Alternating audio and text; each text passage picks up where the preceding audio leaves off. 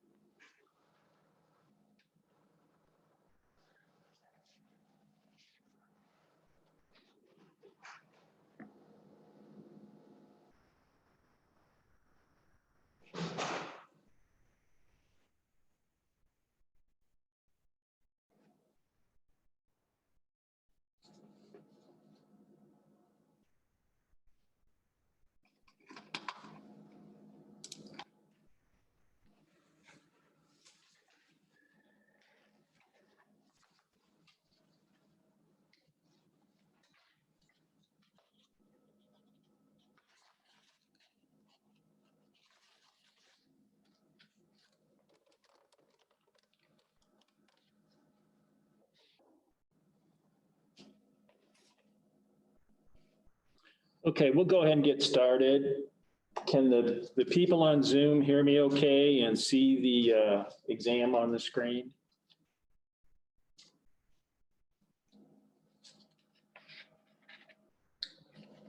Yes. Thank you.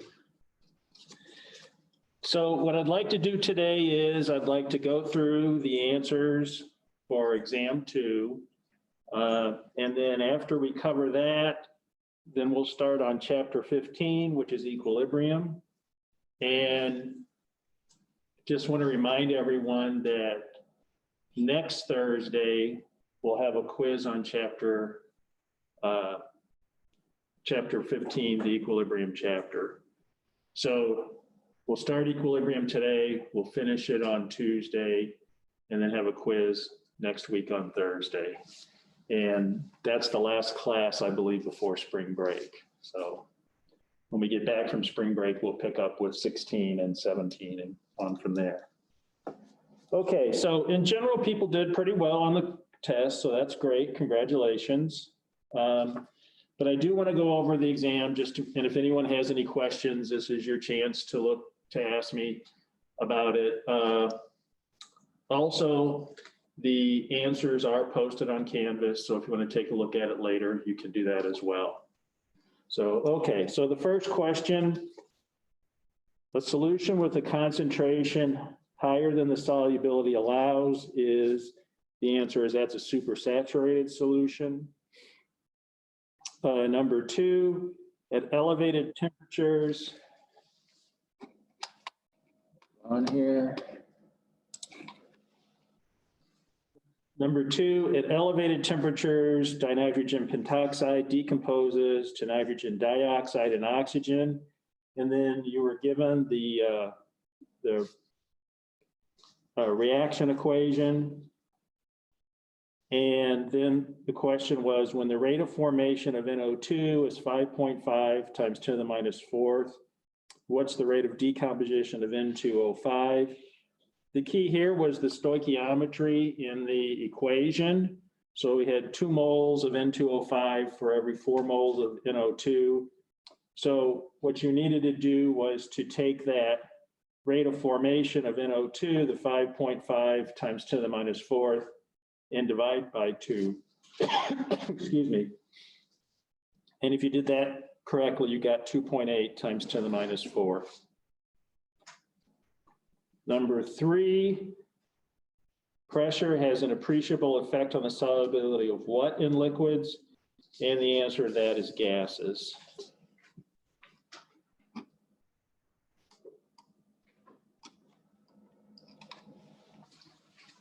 Question 4, in general, as temperature goes up, what happens to the reaction rate? And the answer was reaction rate goes up, and that reaction rate increases. It doesn't matter if it's an endothermic or exothermic reaction. Just in general, you increase the temperatures, you get the molecules running around more, better chance of collisions, and so whether it's exo or endo really doesn't matter. Number 5, a solution is prepared by dissolving 25 grams of sodium chloride in 500 grams of water. What's the molality? And so you needed to remember that molality is moles of solute per kilogram of solvent. If you remembered that, then you would need to convert that 25 grams of sodium chloride into moles of sodium chloride. And you do that by calculating the molecular weight of sodium chloride and dividing that 25 grams by the molecular weight to get moles of sodium chloride. The solvent water was given in grams, so you needed to convert that to kilograms. And so 500 times 10 to the minus 3 converts it to kilograms. And then if you do that math correctly, you get 0.855 molal. Number 6, the molarity of urea in a solution prepared by dissolving 11 grams of urea in 35 mils of water is what? And then it said, assume that the volume doesn't change. So you were given, once again, you were given the molecular weight of urea as a value of 60 grams per mole. So you didn't have to calculate that. But just as on number 5, you needed to remember that molality was moles per kilogram of solvent. In this one, you needed to remember that molarity is moles of solute per liter of solution. And that's why that assume the volume doesn't change was a key piece of the information you were given. So 11 grams divided by the molecular weight of urea converts it into moles of urea in the numerator. And then the 35 mils, you needed to convert that into liters in the denominator. If you did those calculations correctly, you would get 5.2 molar.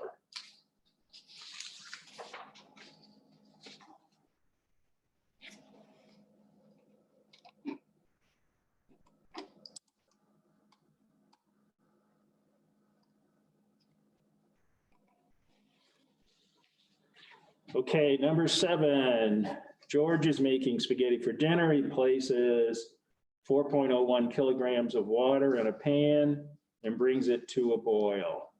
Before adding the pasta, he adds 58 grams of table salt, sodium chloride, to the water and again brings it to a boil. The temperature of the salty boiling water is what? And you were to assume 100% ionization of the sodium chloride. So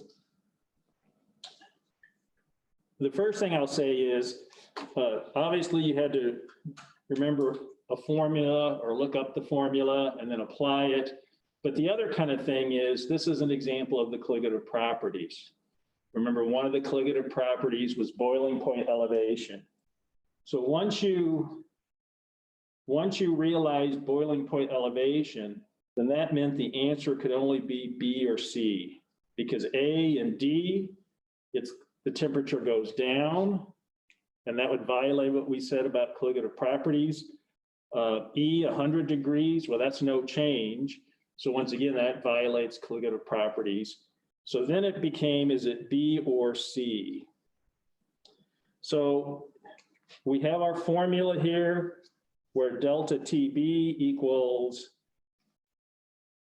how many pieces does it break into is how I think of it, that Van Hoff factor, and then times KB times molality. So you needed to just go and get each of those terms into the right units so that then you can apply them and do your calculation. So we were told that it's 100% ionization. So that means you have, for each sodium chloride, you have a sodium plus ion and a Cl minus ion. So that I value is 2 to account for the two pieces, so to speak. The constant we were told was 0.52 degrees C per mole. And then we needed to go, hold on a second.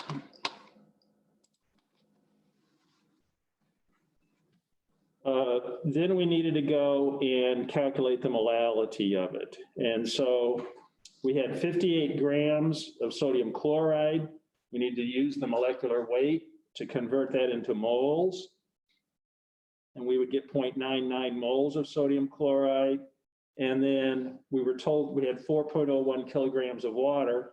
So we were already in the denominator units we wanted for molality, so we didn't need to do anything with that. So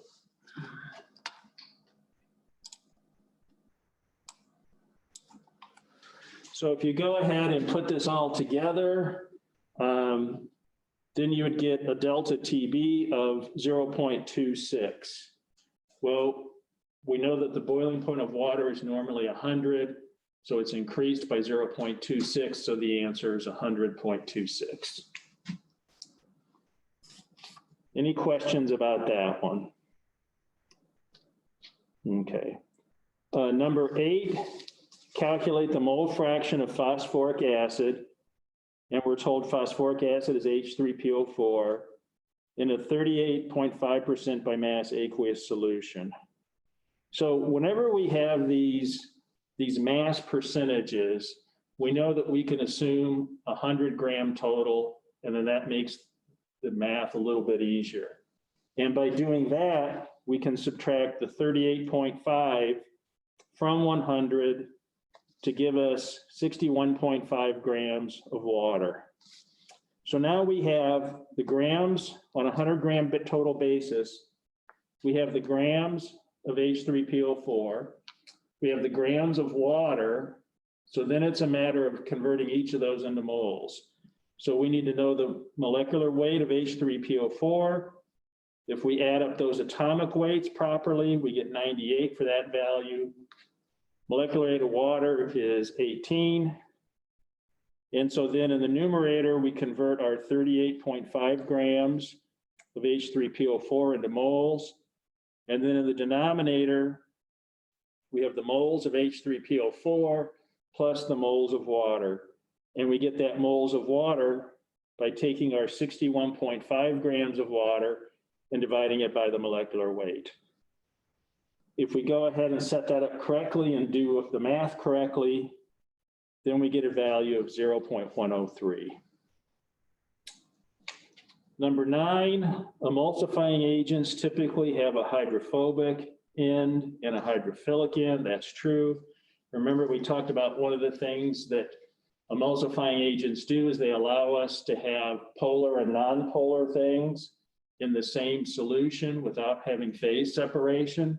And so to do that, they have part of it that's polar, part of it that's non-polar, and kind of serves as that intermediary for the molecules. Number 10, calculate the concentration in parts per million, ppm, of a solution which is prepared by dissolving 0.0024 grams of acetic acid with water to a total weight of 250.6 grams. So whether it's weight percent, part per million, part per billion, any of those, we set it up the same way. We want grams of solute divided by total grams of solution, okay? And so in this case, we were told how many grams of acetic acid were there. That's our grams of solute. And then the total weight of the solution is given as well. So we set up that ratio. And like I said, we would set up this ratio the same way, whether it was weight percent, part per million, or part per billion. Now, if it's weight percent, you'd multiply this then by 100. If it's ppm, then it's times 10 to the 6th. If it's ppb, it's 10 to the 9th. And so in this case, it was ppm, so we multiply that ratio by 10 to the 6th, and you get 9.6 ppm.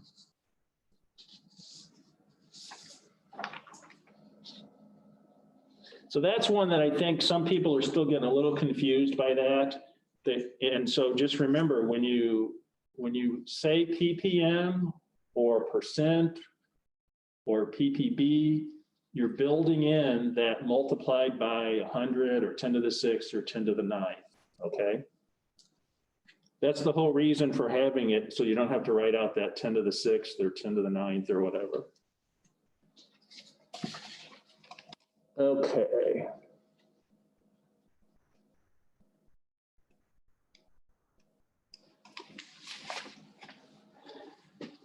Number 11. A solution is prepared by adding 40 grams of lactose, which is milk sugar, to 110 grams of water at 55 degrees C. The partial pressure of water above the solution is how many torr? And then you're told the vapor pressure of pure water at 55 C is 118 torr, and the molecular weight of lactose is 342.3 grams per mole. So we know that we have the formula.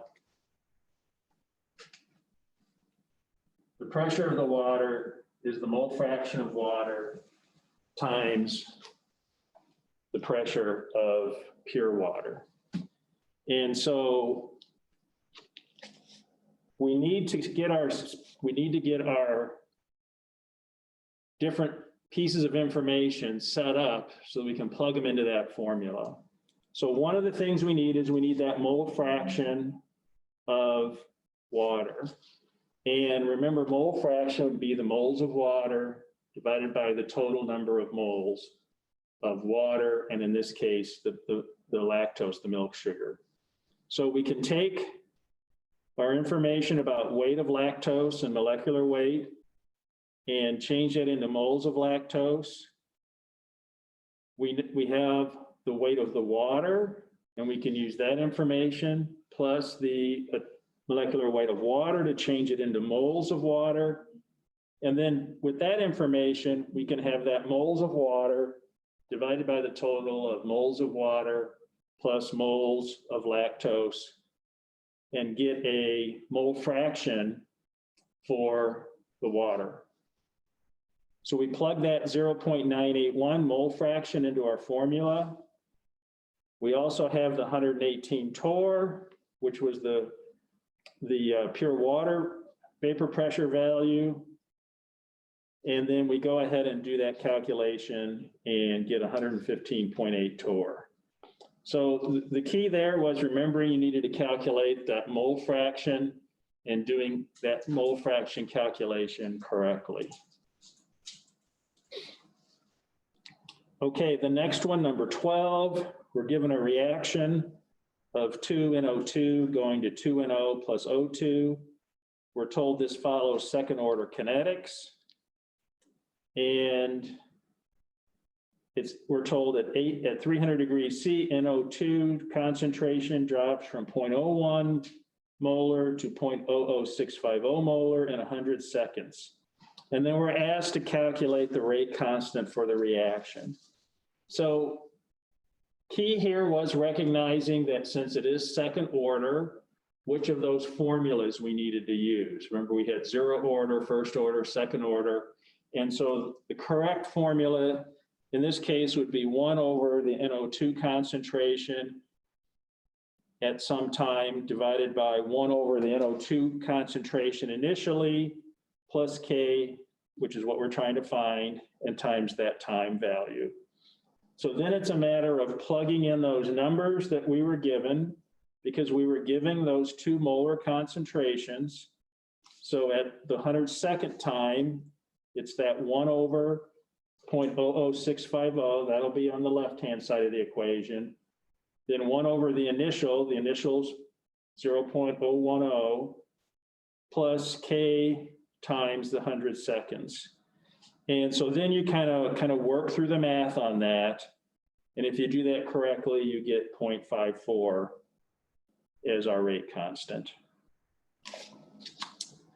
All right, number 13, a reaction is found to be zero order in A, increasing the concentration of A by a factor of 3. What will that result in? It doesn't do anything. Remember, the zero order one is the one where concentration doesn't matter.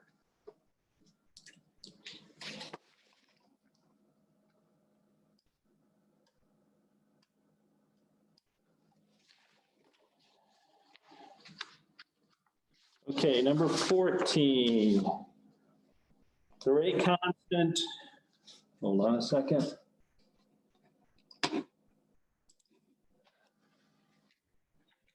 Number 14, the rate constant of a first order process has a half-life of 3.50 minutes.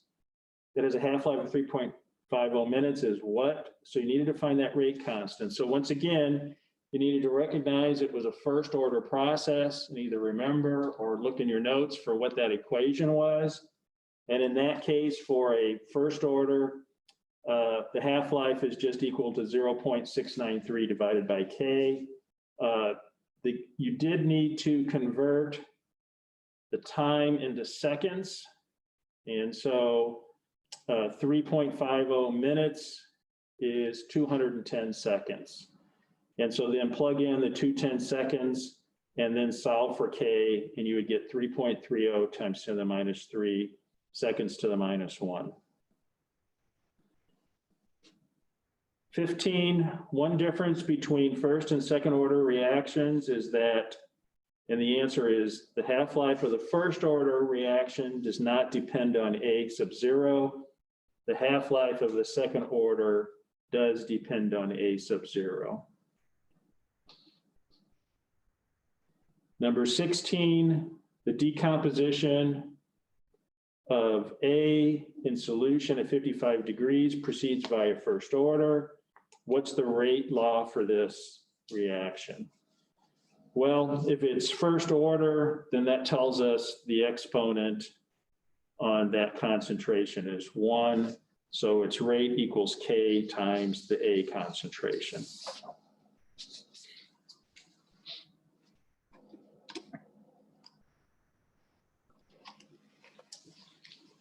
Okay, number 17.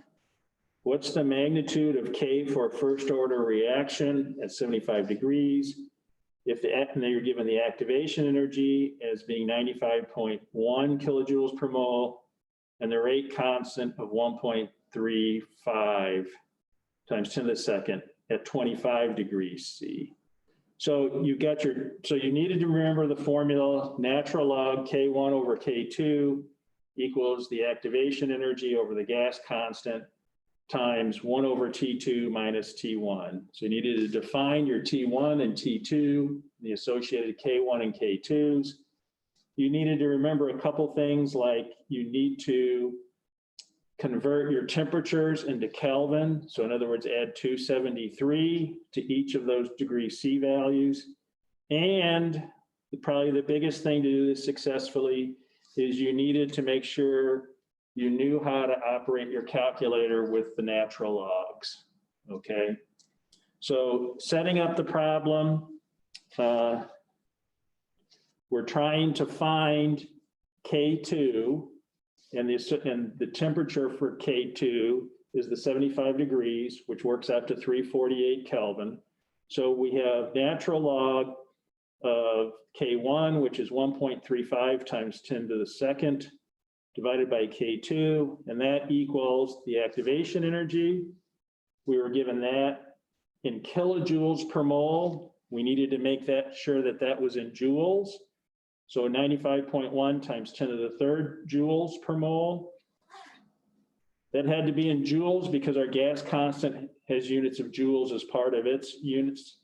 That's 8.314. And then 1 over T2. T2, as I said, is the 348K minus 1 over T1.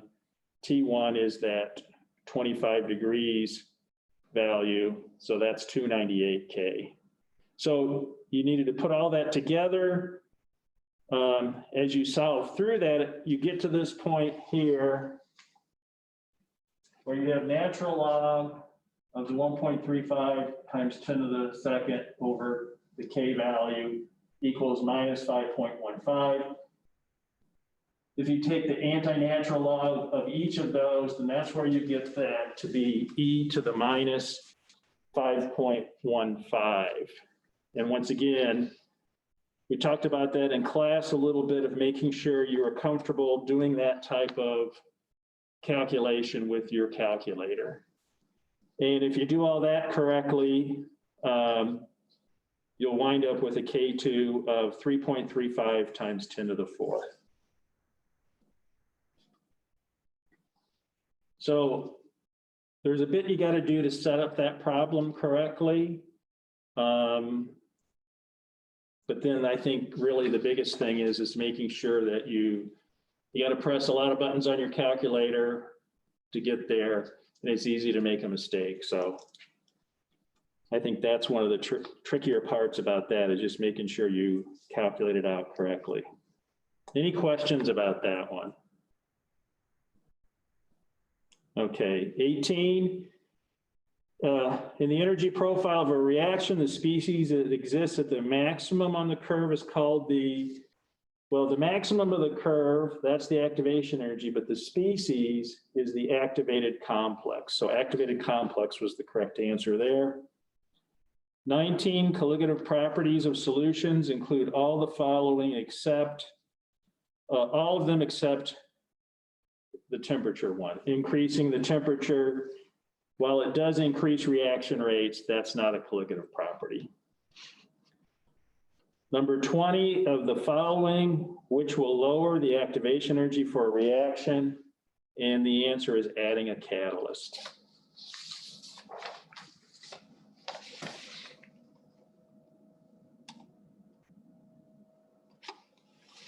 Number 21, for the reaction of A plus B going to C, we're told that the rate equals K times A squared.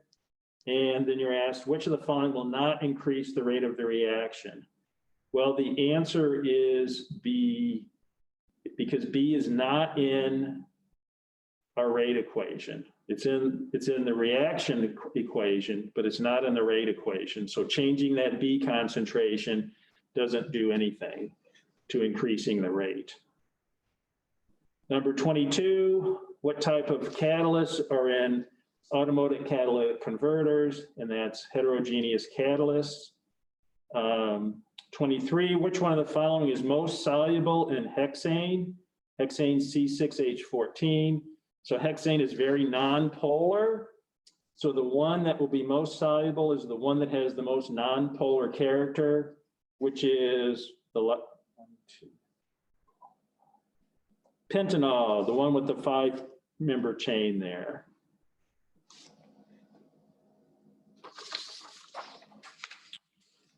Okay, last couple here.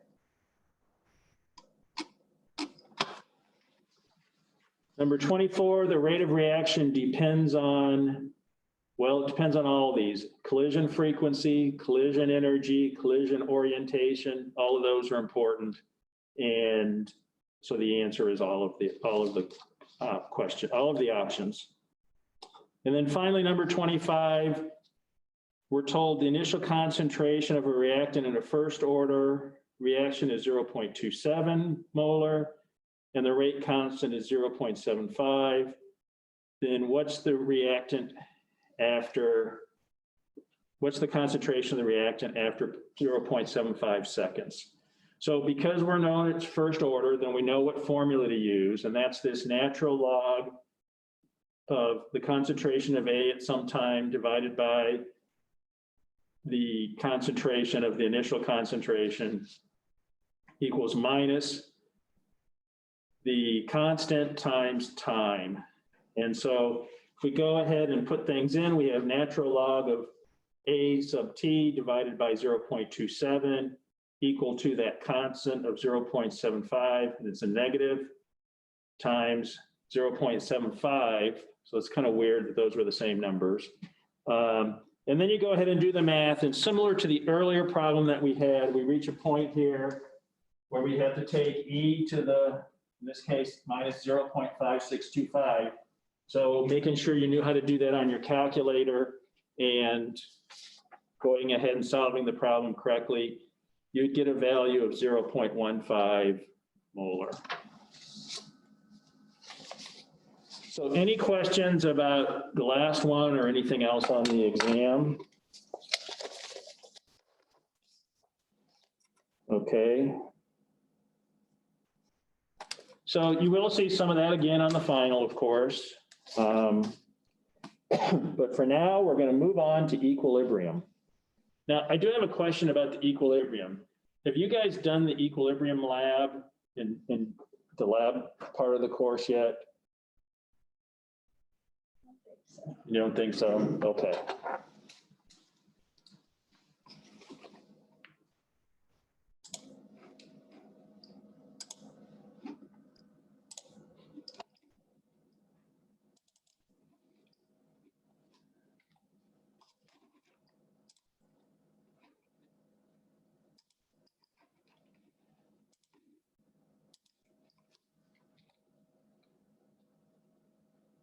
Okay, so chemical equilibrium.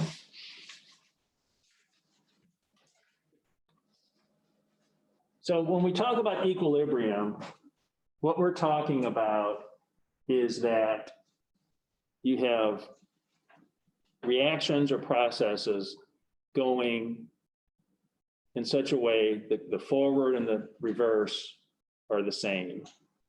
You're not making a more of one or the other. Think of it as it's balanced out. It's a balanced out. You know, you even hear in your personal life, people will say, I got to get equilibrated or something like that. Well, what are you trying to do? You're trying to get to a more relaxed, normal state is the way I think of it. And that's really what we're talking about here. And so if we look at these two diagrams on the top, you kind of see what you're meaning, what we're meaning. And I actually like the one on the left better, because that's really usually the way you're thinking of it is in terms of concentration. So in this one on the left, we see our concentration of NO2 is essentially at 0.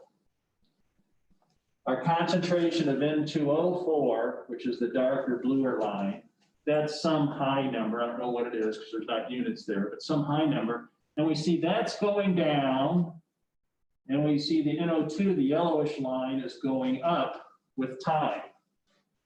And so at some point, we see where the NO2 concentration and the N2O4 concentrations, they're both staying the same. It's that point where that now is staying the same that you would say you reached equilibrium.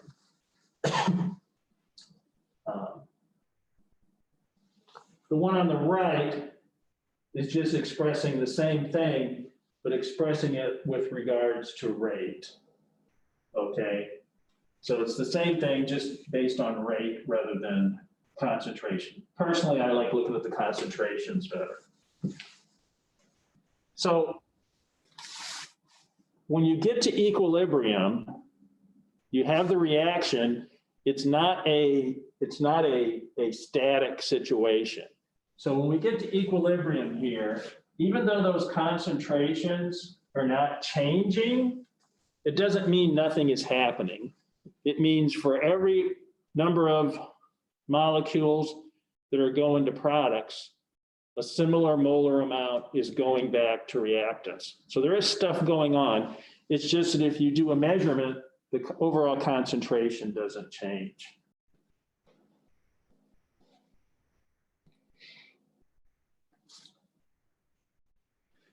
So once again, this is referred to as dynamic equilibrium. You have things kind of going back and forth. And the key is this last bullet point is that the ratio of the concentration terms becomes constant. And like I said, the reactants are still reacting to form products, but now you have the products going back and forming reactants. And the way we express that when we write chemical equations is this double arrow that we see in this example. So here we have N2O4 going to 2 moles of NO2, and that double arrow, excuse me, that double arrow tells us that it will reach equilibrium and be going back and forth. If we just had the arrow one way, then that would tell us it's not a reaction that achieves equilibrium. And so that's how, as you go on and write more chemical equations, you have to be pretty careful about whether you put 2 arrows in or 1, because that actually does mean something. Where you see 1 arrow usually is in like a decomposition reaction. Decomposition reactions where something degrades down into other products, that doesn't have equilibrium usually, because you destroy it and the reactants go away. But a lot of reactions have this equilibrium. And if you think about it, when we've been looking at solubility constants and things like that, those are equilibrium type of expressions as well. Okay, when we think about rates, we have the forward reaction, okay, in this example, this N2O4 going to 2NO2, and we could write that rate law. Then the reverse reaction, so that, in other words, NO2 going to N2O4, we could write that rate law as well. And we would have those 2 rate laws. At equilibrium, we're saying that the forward rate and the reverse rate are equal, right? Because we're not forming any more or less of one side or the other. And so then what that means is those 2 rate laws that we just expressed, we can write those as being equal. We can then rewrite it. And if we kind of bundle these 2 forward and reverse rate constants into what we're going to call our equilibrium rate constant, then we get NO2 squared divided by the concentration of N2O4 equals that equilibrium rate constant. And so as you're probably figuring out here, and we'll have some examples of this, the rate constant is products over reactants. The equilibrium rate constant is products over reactants. And the exponents on the concentrations link back to the stoichiometry of the chemical equations. Like I said, we'll have, here's an example of that here. Something called the Haber process, which is how in industry, a lot of the ammonia is made. And so you have N2 plus 3 moles of H2 to give us 2 moles of ammonia. And so if we write that equilibrium expression, we have our equilibrium constant is equal to the concentration of the products divided by the concentration of the reactants. And then each of those concentrations is raised to the power of whatever the coefficient is in the balanced equation. Remember, the equation's got to be balanced. So in this case, NH3 is the product that we're forming in this reaction. And there's 2 moles of that formed in the balanced equation. So that has NH3, that concentration squared. The reactants are N2 and H2. So we have those concentration terms in the denominator. It's just 1 mole of N2, but 3 moles of H2. So that's why we have H2 concentration cubed there. So in general, that's how you write these equilibrium expressions. It links back to the balanced chemical equation that we have, and it links back to what the stoichiometry values are for in terms of how many moles of each are involved.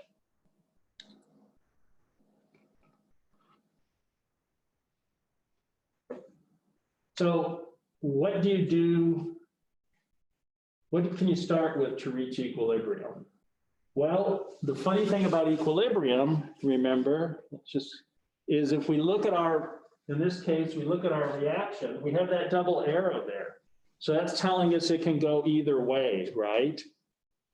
It's not a one-way street. It's not a one-way reaction. It can go either way. So what you can do is you can start with products or reactants, and things will want to go to reach equilibrium. And so that's what the two plots on this slide are showing us. On the left-hand side, we're having what it would be like if we started with reactants. And we see our reactants are N2 and H2. So we see some concentration of N2 and H2. No NH3 to start with. Well, then we mix, in this case, we mix the H2 and N2 together. They'll start to react. We start to see some NH3 formed. And after some period of time, we reach the equilibrium in the reaction. And then those concentrations stay stable there. Remember, nothing stopped. We still have stuff, but it's just going back and forth at the same rate, so we don't get an excess or additional reactants or products. But it could have been the same way. We could have started with NH3, and that's what we have the plot on the right, NH3, which is our product. And as time goes on, we start to see H2 and N2 generated until after some period of time, we reach the equilibrium concentrations. And then once again, those three concentrations stay the same. All right. So once again, I mentioned this already, but this, we'll just mention it again because it is important, is that if you have in general, you have your reaction, which we see up here, just A plus B going to D plus E, and then some coefficients in front. That equilibrium equation, that equilibrium expression is written by products over reactants, and then each of those concentrations raised to the power of whatever the coefficient of it is in the balanced equation. So this general expression here, you need to know that. You need to understand that. You need to know that to be able to do some of the calculations we'll be talking about a little later, and to be understanding how these different concentrations relate to each other when we're trying to figure out if things are at equilibrium or not, or if we're trying to do some calculation to see what concentrations are going to wind up and things like that. Pressure is proportional to concentration for gases in a closed system. So that equilibrium expression is essentially written the same way, okay? So don't let the gases versus liquids kind of confuse you.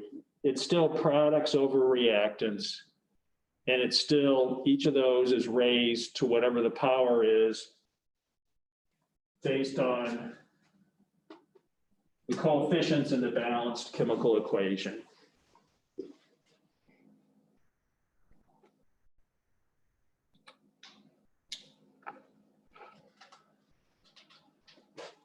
But this is, what we're doing here is we're just kind of walking through how pressure and concentration relates.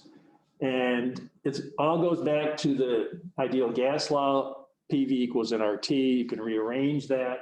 And basically what you get to, if you want to see what the relationship between the rate constants for pressure and concentration are, it's the formula Kp equals Kc times RT.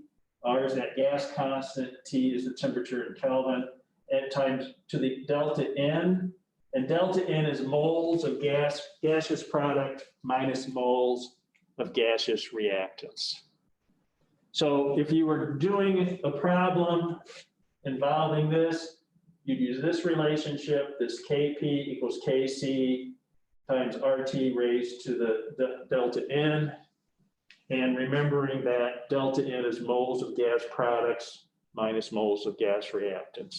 So then that would be a case of where you would just plug things in.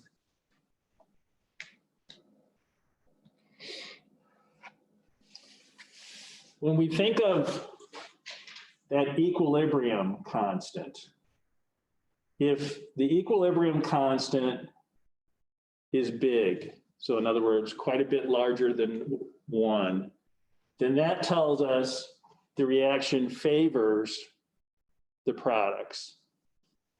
And you have a lot more products at equilibrium than you do reactants. So when we say equilibrium, and let me just remind everyone of this, when we say equilibrium, we're not saying all the concentrations are the same. That's not what we're saying.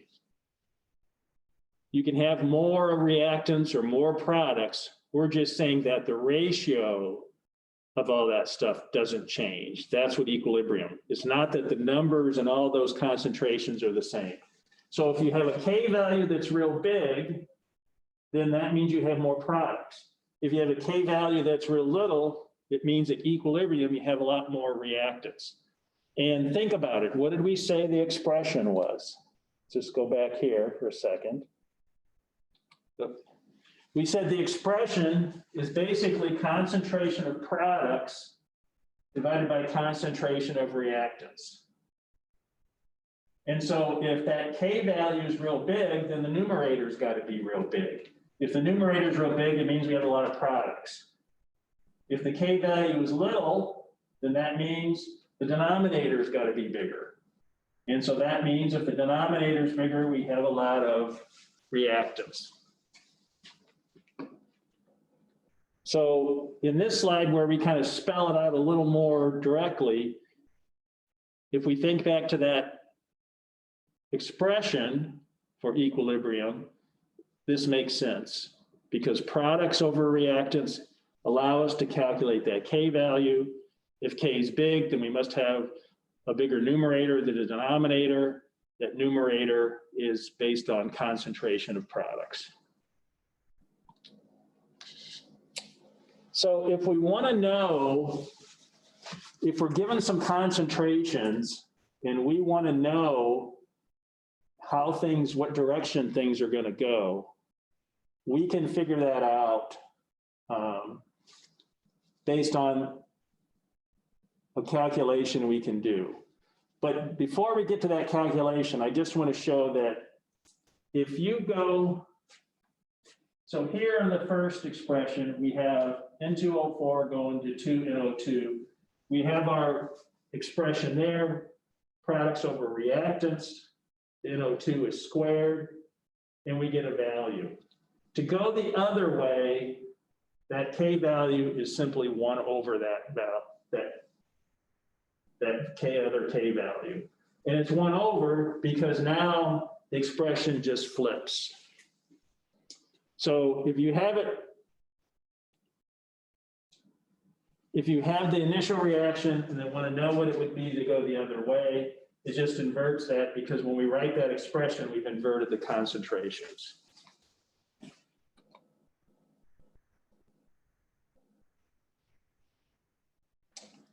If you change the stoichiometry on the balanced equation, then you have to change the stoichiometry in your rate expression. To be honest, I have no idea why you would do that, because typically we write things with the lowest one. So I should probably take that slide out because I don't like that one. When you have consecutive equilibria, remember last exam, we talked about reaction mechanisms and having different parts of the reaction making up that total. Well, this would be, you can also have that with these equilibrium constants.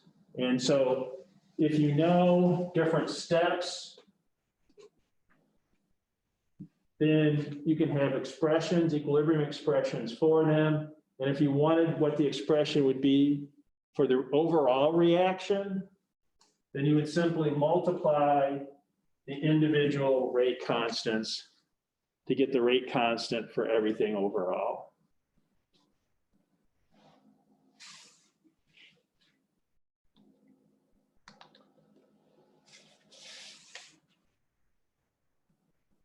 We've used the term homogeneous and heterogeneous for different things already. It means nothing different here. Homogeneous means that the reactants and the products are all in the same phase. So they're all gases or they're all solutions or something like that. Heterogeneous equilibria is when you have some of the reactants or some of the products be a different phase. Probably the most common thing you would think of is if you start out with like a solid and a liquid, or you do a reaction and you get some type of precipitation, then you'd have a solid and a liquid. But those general terms, homogeneous and heterogeneous, same as what we've always been using those terms before. Homogeneous means it's all the same. Heterogeneous means there's something different there.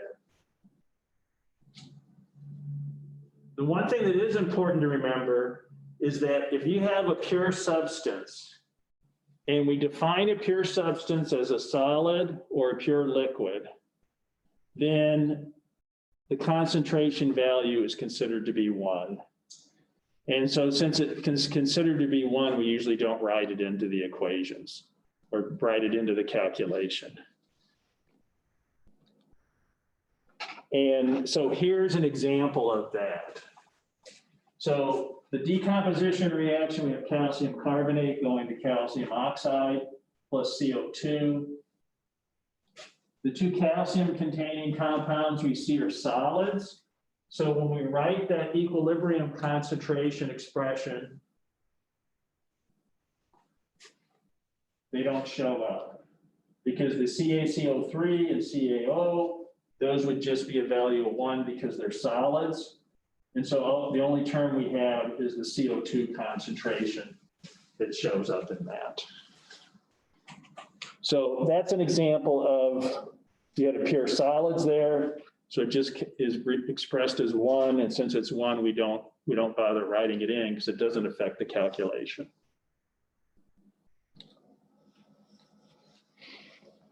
So when you're trying to calculate equilibrium concentrations, there's a few things you need to consider as you go through this. So the stuff that we've been talking about up until now is just kind of the idea behind what's going on in equilibrium. Okay, and so all that stuff's certainly important, and you certainly want to have a good understanding of what we're talking about in equilibrium. But I think in general, it makes a lot of sense. It's pretty straightforward. You balance the equation, products over reactants, stuff like that. You're reaching kind of a steady state type of situation.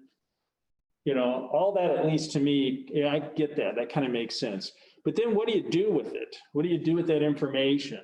And so you probably know where this is headed is. We're going to do some calculations to understand on a more quantitative basis if we're at equilibrium or not, or how things are shifting and stuff like that. So the stuff on this slide is important for you to spend some time looking at and understanding, because this is going to be kind of the thought process you're going to need to adapt to and use to be able to solve the problems. And so in general, what you want to do is you want to make a table, and you'll see this. And I really encourage you to get in the habit of making this little table up. It can be kind of a pain in the neck and you want to skip steps, but boy, I know for me personally, it helps me keep things organized and keep it a little clearer in my mind. So every time I go through this stuff, I tell myself I'm not going to fool with the table. And after about 5 minutes, I'm making the table because it just organizes things much better, at least for me. So make a table where you have everything you know about initial concentrations and equilibrium concentrations, and set that up. For anything that you know, where you have initial and equilibrium concentrations, you can calculate what the change is, okay? And you'll see in a moment when I show you the table what we mean by that. But so that's the next step in the thought process. Then you go back to the balanced equation that you're going to need to have. Okay, so whether you had to figure out what the balanced equation was or it was given to you in the problem or the homework, you use the information there to understand that relationship between what's going on with the reactants and the products.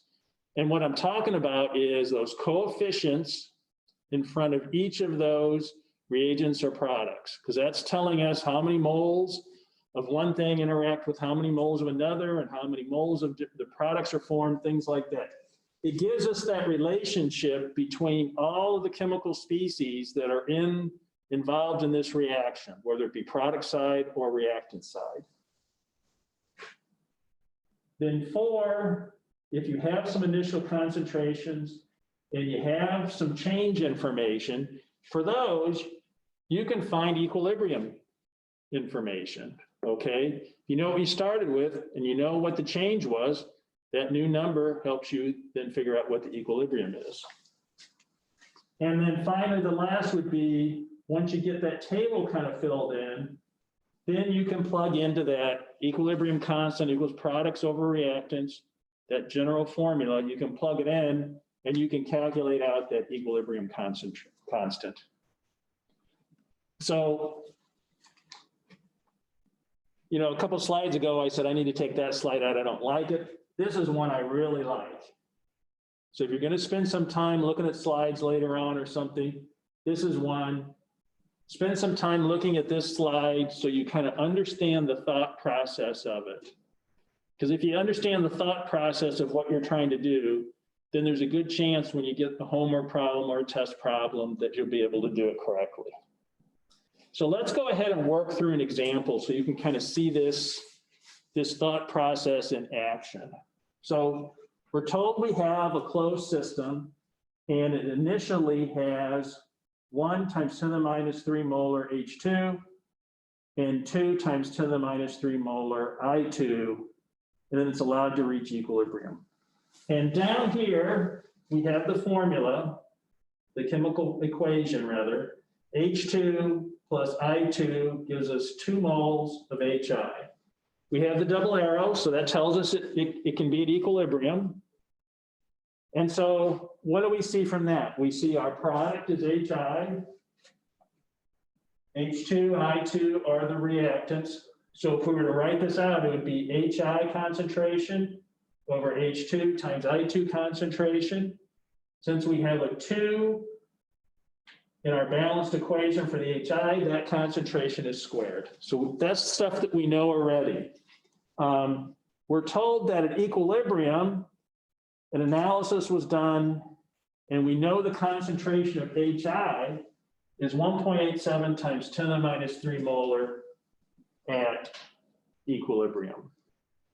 So we know initial concentrations of our reactants, we know an equilibrium concentration of our product, and we know the equation for the product, for the reaction rather.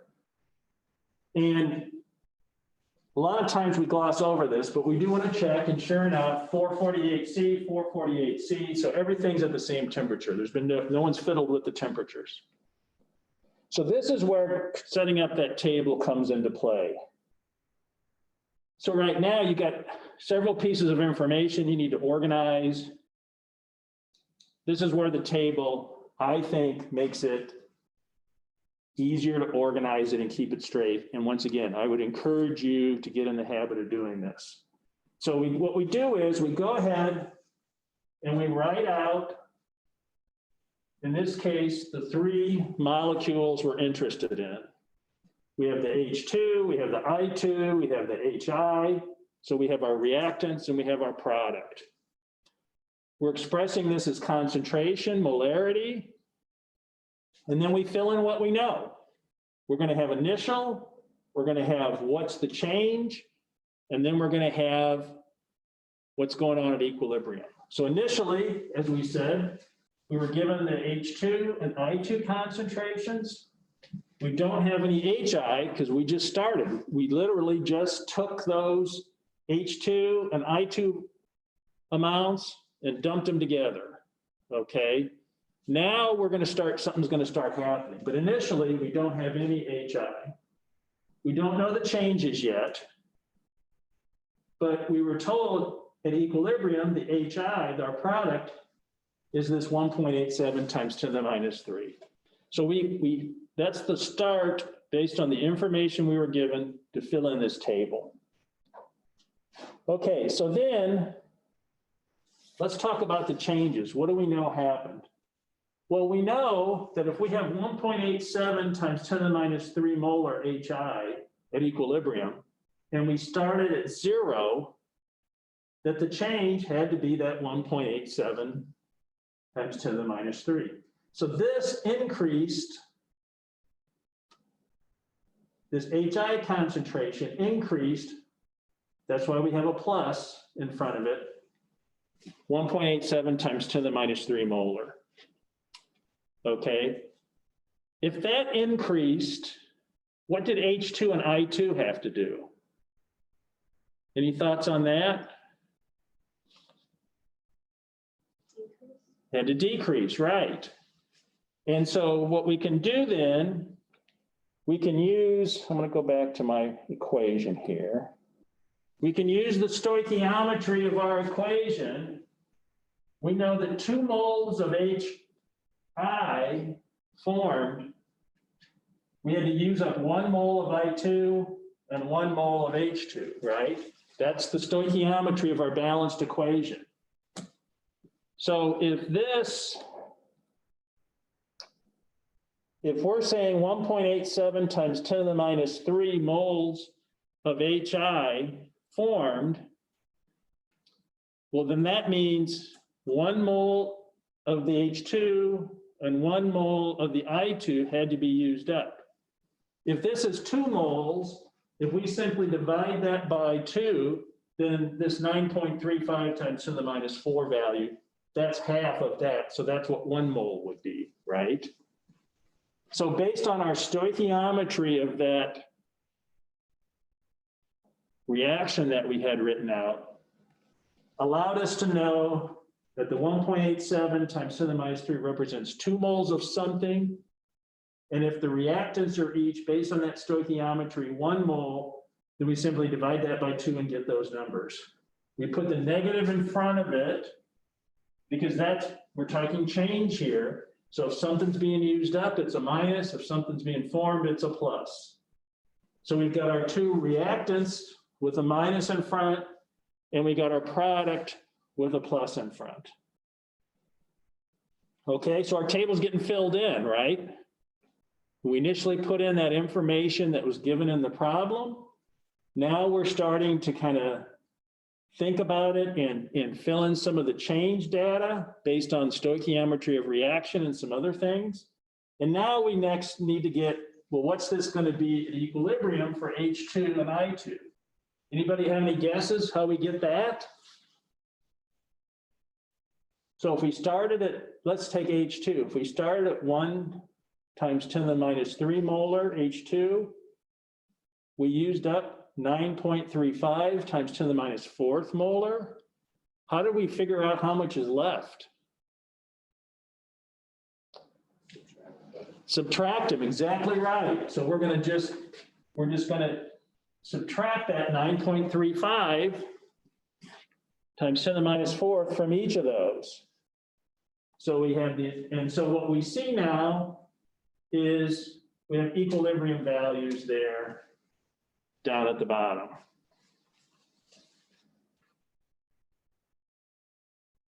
And lo and behold, we have our table filled out. By using those initial values, the one equilibrium value we were given, we're able to then work our way through and get the other equilibrium values. If we've got all 3 of the equilibrium values, what can we calculate now? We can calculate the equilibrium constant, right? So sure enough, we write our expression, products divided by reactants. In this case, the HI is squared because our stoichiometry told us there was 2 moles of that. And remember we said we had to raise the concentration to whatever that exponent is based on that stoichiometry in our balanced chemical equation. And then we plug in those numbers that we had in our table for equilibrium values, we plug those in and we get a value of 51. Okay, so two things I want to just highlight. If you think of what we just did and then kind of review the steps in this, this describes pretty much what our thought process was. Okay, so once again, this is a slide. Make sure you're comfortable with that thought process and how to go about that. The other thing was setting up this, we'll call it the what do we know table, where you have your reactants and products written down. You have initial, then what kind of change happens, and then what happens at equilibrium. And you have those boxes, and then you work through, based on the logic in that other slide, you work through filling in the blanks in there. And at the end of the day, you have your finished box-filled presentation, and you can then use that information to fill in the concentrations in that equilibrium expression. And in this case, we're looking to find the equilibrium constant. Just as easily, you could have been given the equilibrium constant and needed to find some of the other things or just whatever. That part's not the important thing. The important thing is that general thought process of what you're trying to accomplish, initial concentrations, changes occur, equilibrium concentrations. And how do you work through all that stuff? And then remembering when we write that equilibrium expression, it's products over reactants. And then we got to take into account the coefficients on that balanced chemical equation, right? And so if we keep all that straight, then you should be able to do these types of problems. Okay, any questions on this? So some of the homework has these types of problems. I strongly encourage you to get comfortable doing them. I can guarantee you stuff like this will be on quizzes and tests and things like this. This is pretty much the basis of understanding the equilibrium stuff in terms of calculating out what equilibrium values and things like that. Okay, so something that's very similar to the equilibrium constant is something called the reaction quotient, called Q. And really, it's the same, it's fundamentally the same calculation. Products over reactants, based on the stoichiometry, you raise those concentrations to that power. What it's used for then is to calculate under the current situation, okay? So the Q value isn't telling you what's happening at equilibrium. It's telling you, okay, you've got this much product, this much reactants. Where are you at in that process of achieving equilibrium? And so what you do, you calculate that Q value. And like I said, you calculate it essentially the same way as you do, set it up essentially the same way you do for the equilibrium constant. But what you do is you calculate it using the current values and then compare it to what the known equilibrium constant is. And depending upon how it relates to that, it tells you, oh, I need more reactants or I need more products. And it'll tell you right now at this point in time, how is that reaction going to be going? And here's a visual way of seeing that, which I think maybe is a little more clear. So if Q equals K, then that means you're at equilibrium, okay? And things are always trying to get to equilibrium, just in general. And so in this case, if we did the calculation for what our current concentrations were, and that value of Q equaled K, we'd say we're at equilibrium, nothing's going to happen. But if Q is smaller than K, okay, so if Q is small, what does that mean? If Q is small, that means it's products over reactants, right? that means our products are smaller than they should be. Because if the Q number is smaller, then the denominator's got to be the bigger number, right? It's got to be out of whack. And so if that's the case, then we know we want to form more products to get that Q number bigger. To get Q number bigger, the numerator terms got to get bigger, right?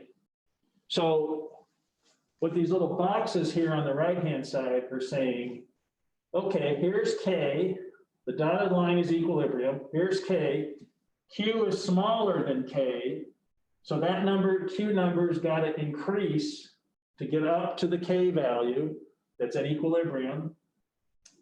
We know that that ratio is products over reactants. So to increase the value of that number, the product number part of that equation has to increase. So Q is less than K, things are going to go to make more products. If Q is less than K, it's just the opposite. Now it's going to shift towards more reactants.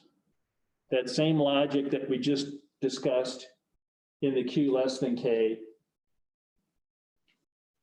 works here, but now it's going to go back because it's going to say, okay, our numerator is too big. We need to decrease the numerator, increase the denominator. The denominator is the reactants. The numerator is the product. So it's going to shift back towards that reactant side of the equation.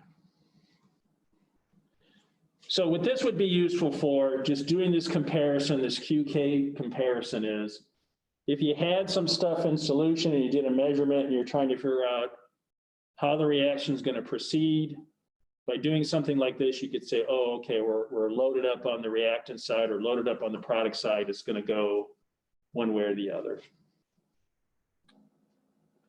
Okay. So calculating equilibrium concentration. So if you know the equilibrium constant, you can find the equilibrium concentrations if you know the initial concentrations and then you know the changes. Okay, makes sense. And you know the equation for the reaction, the balanced equation. So what you're going to do is similar to what we did on that other problem. You want to set up the table. The only difference is change in concentration, since you don't know that, will just be a variable that we'll define as X.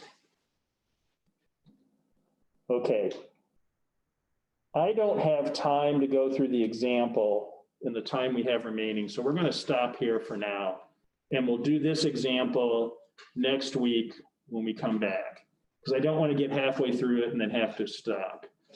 It's going to be similar to what we did, except I will give you something that you may want to look up if you don't remember, and that is the quadratic equation. And so the quadratic equation, in your if you have the textbook, look in appendix, I think it's A3, hold on.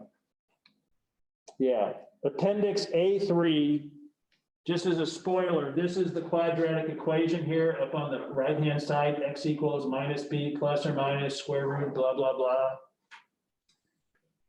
You have to use this to solve these, okay? So if you haven't done the quadratic equation in a while, I'm sure you've done it at some point in your life, but if you haven't done it in a while, go to appendix A3 in the textbook or look at this slide and get familiar with it again. We're going to be using that next week on Tuesday when we do this example. But brush up on that to make sure you remember how to use that quadratic equation, okay? Any questions or anything? All right, well, thank you.